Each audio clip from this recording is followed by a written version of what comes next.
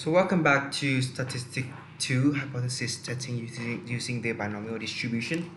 Today we will talk about the one-tail and the two-tail test. So for the one-tail test, you have already get familiar with it in the previous example when we test whether the h1 with mean is smaller than 1 over 3 against the null hypothesis, that is h0, that is mean is equal to 1 over 3. So for the one-tail test, we only test whether it was smaller or whether it was bigger. So that is for the one-tail test, because we only test on whether it is smaller or it is bigger. But for the two-tail test, this is different. So let's take an example. So let's say to test whether a claim that a coin is biased, it is tossed 12 times, it comes down head 3 times at the 10% significant level whether this claim is justified. Right, so we are testing the claim that the coin is biased, right? Whether the coin is biased. So it is not saying whether the coin turned up heads more time or whether it turned up head less time than it should be. It just say that whether it is biased.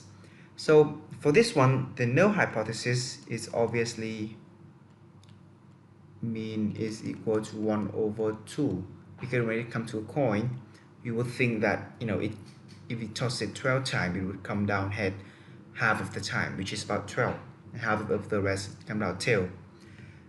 And here the alternative hypothesis h1 is mean.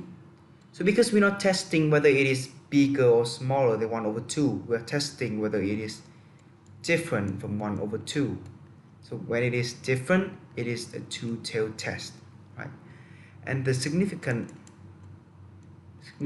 level is 10%. But here's the thing for the two-tail test. So for the two-tail test, we actually divide the significant level into two, which is we compare it with 5% rather than 10%. So because we are seeing in both ends, so let's just say this is the normal distribution graph. That's normal distribution graph. So we for a one-tail test, we only test whether it is here. But for the two-tail test, we will test whether it is either here or here. So the probabilities is actually divided into 2. So 10 will come down to 5. The two-tail test, you divide the significant level by 2. Now, it comes down head 3 times. So the probability is that x is smaller or equal to 3. So for hypothesis testing, it is always smaller or equal to. So it comes down head 3 times. So this is when it comes down head 3 times. This is when it comes down head 2 times.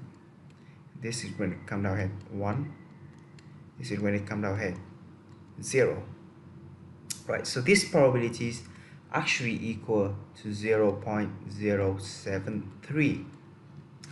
Now we have to compare this with the significant level. Right, so the significant level now is 5%.